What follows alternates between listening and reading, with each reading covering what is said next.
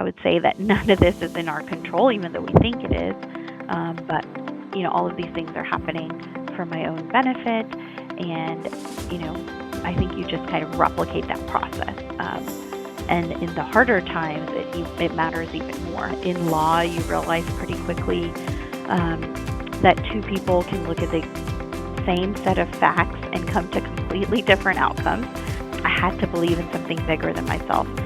And I was navigating, some of those tough decisions that were not always in my control. So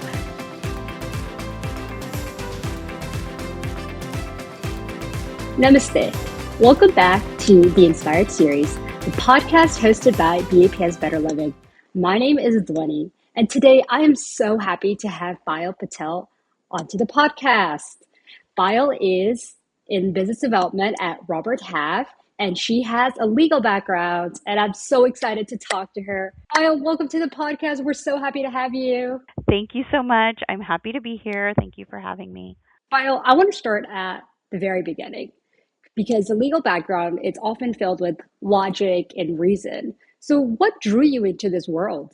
So honestly, initially I figured I would be pursuing a career in medicine as a pediatrician, a typical path for our generation.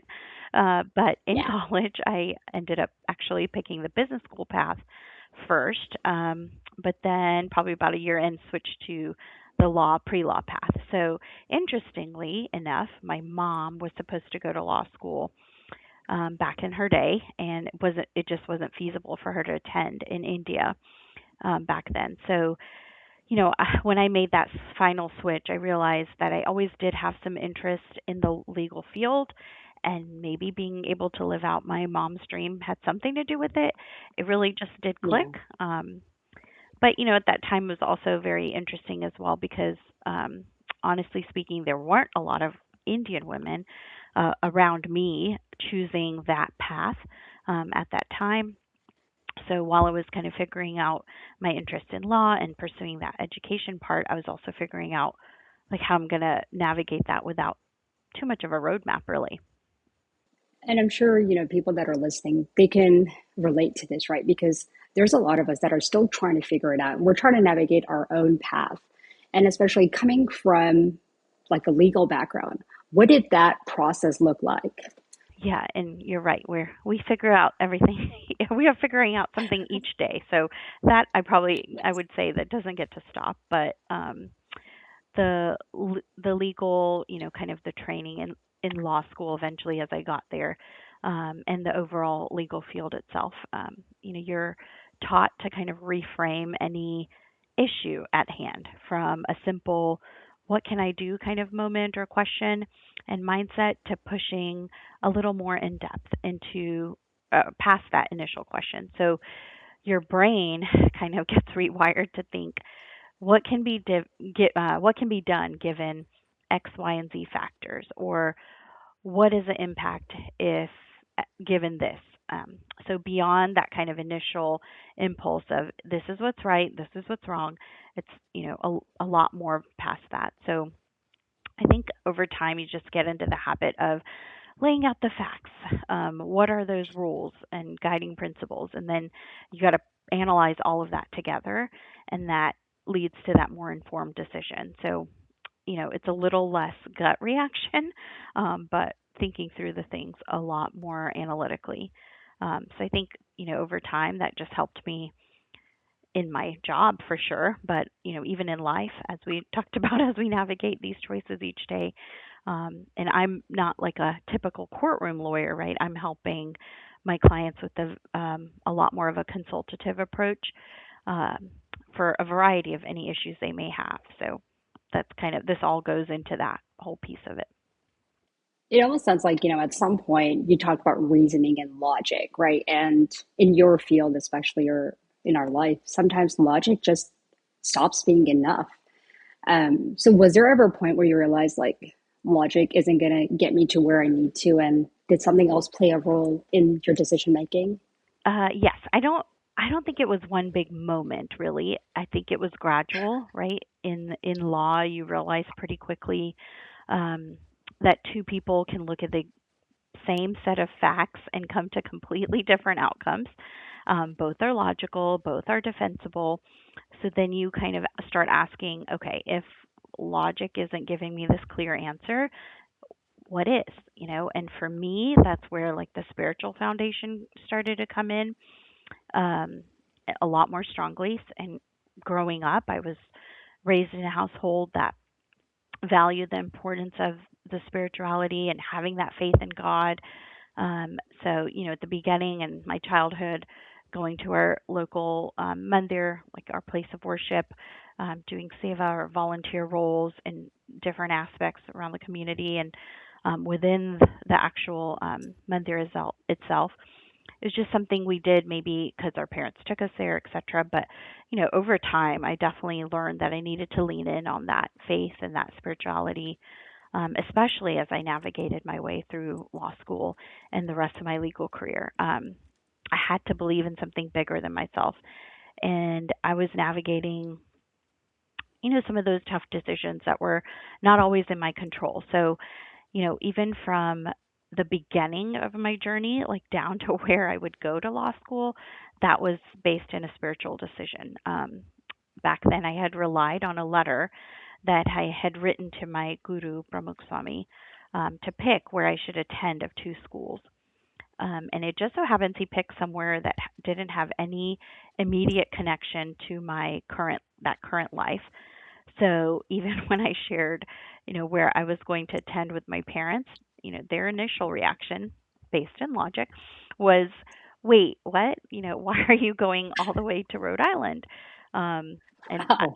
even I had that fleeting thought when I read that Yeah. letter and the response, of course. But then I shared, that this is where Swami had shared that I should attend in his letter back to me. So, kind of insert the spiritual side of that response. So, eventually moved there and I started my classes and I was away from everything I had ever known, family, friends, my entire support system, and then had to relearn how to live in that unfamiliar place.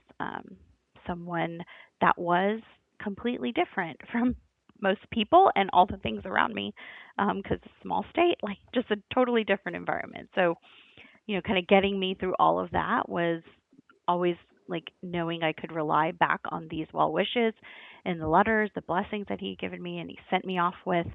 And that kind of helped quiet a lot of those logical thoughts that you would get of doubt, and just Yes. allowing, I can do this because he gave me the blessings, those kinds of thoughts instead to kind of power through from the background.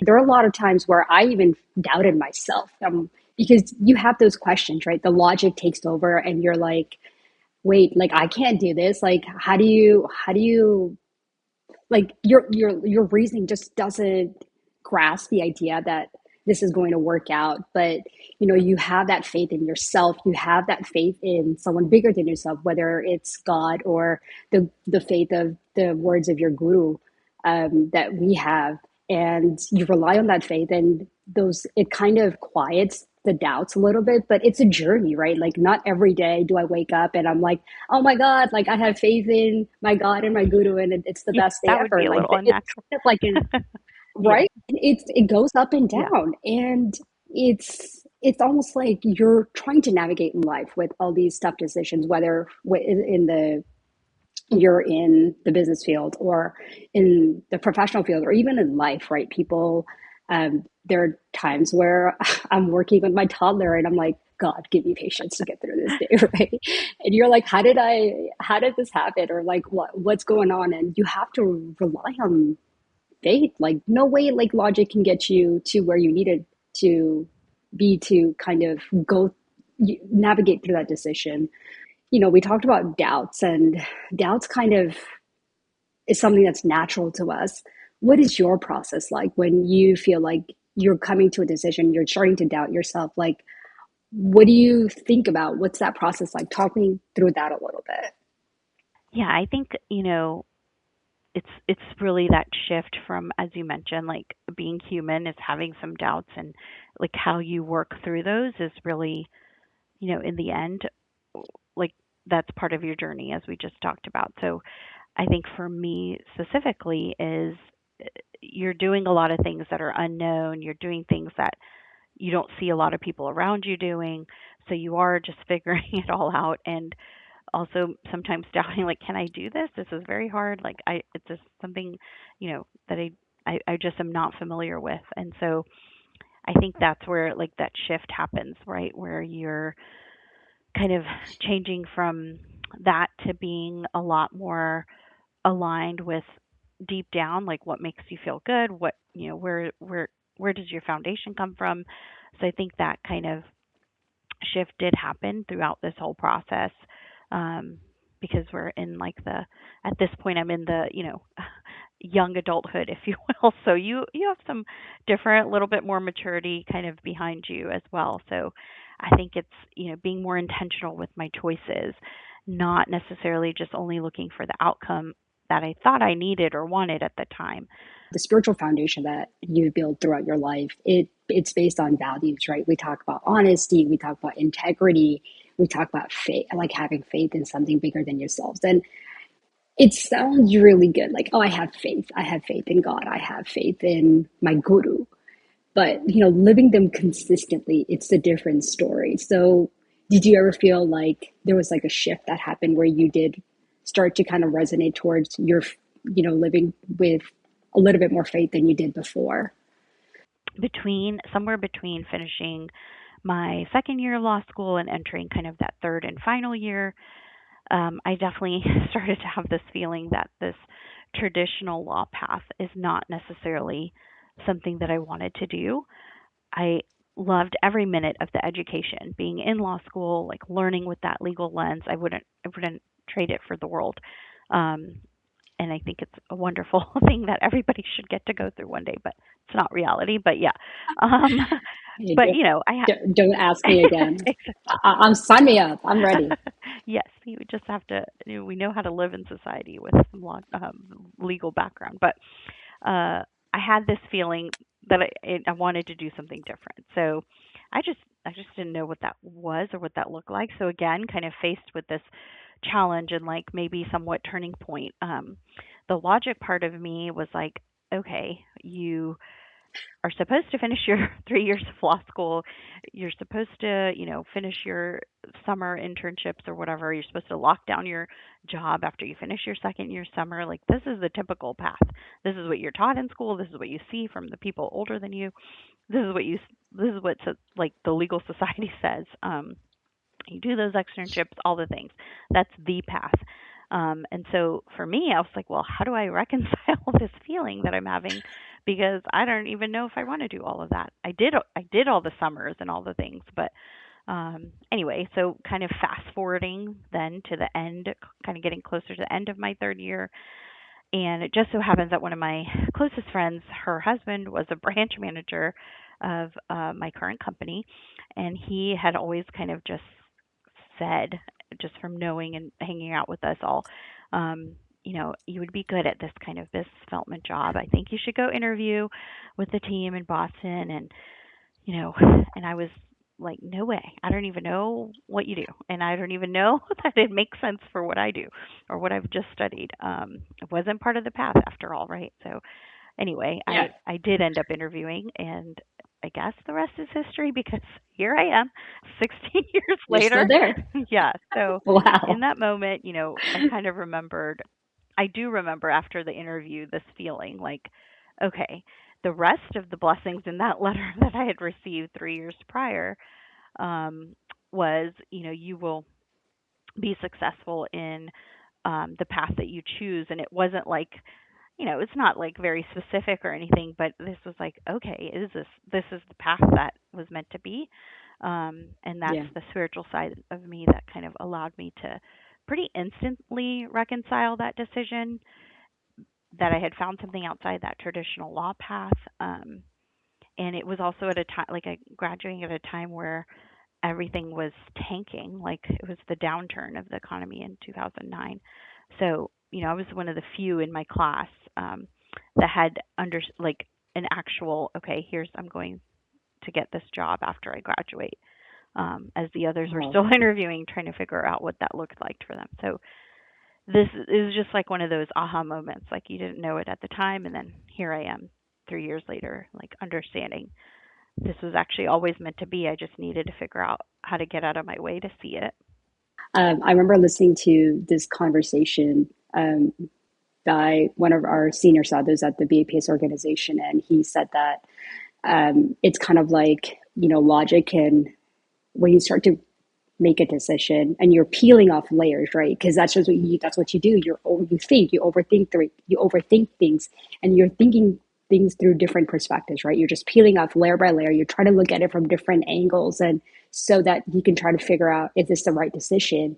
And at the end of the day, you're still peeling, and when you're on your last layer, you still don't know whether this is the right decision.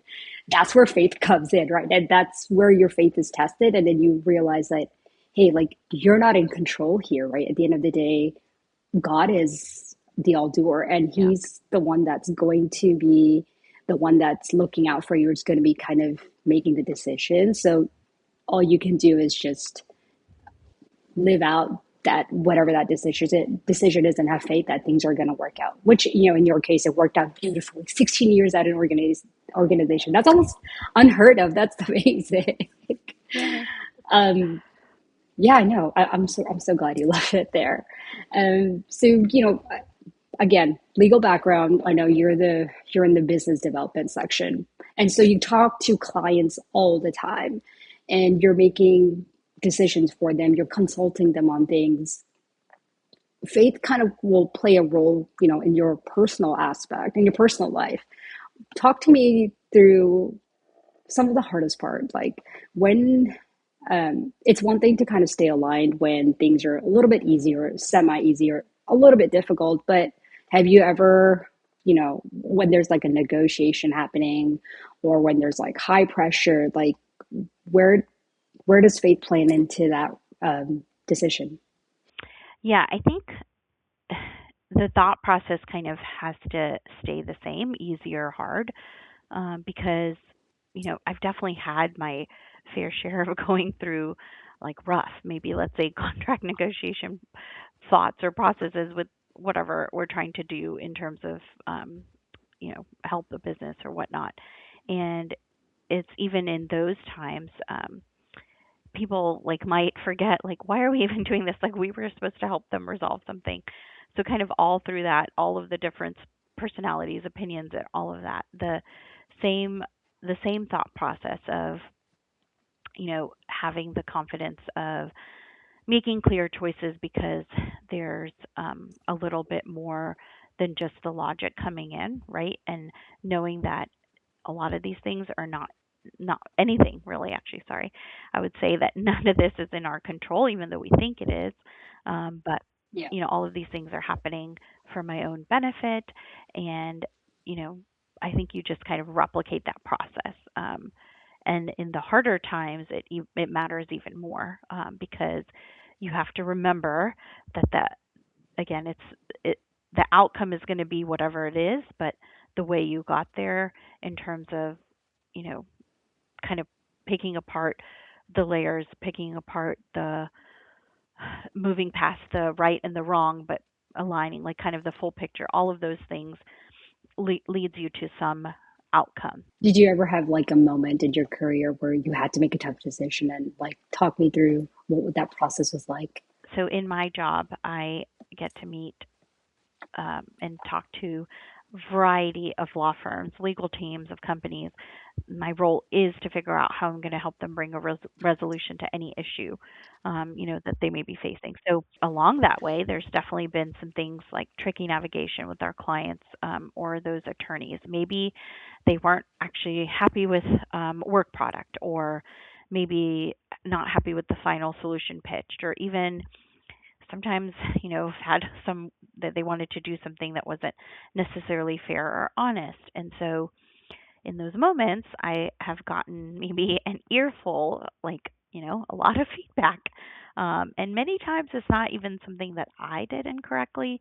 Um, I just so happened to be in that path of the wrath in the moment, the high emotions, if you will. So those moments are definitely tough, because it's Yeah. not it's I know it's not right to do something a certain way, or it's not how I would choose to do something if something was going like amiss. But I've had to make those hard decisions as well in those moments to walk away from that business, or more often I would say just being that sounding board, like hearing the feedback, still apologizing for it, remaining respectful, letting things cool down.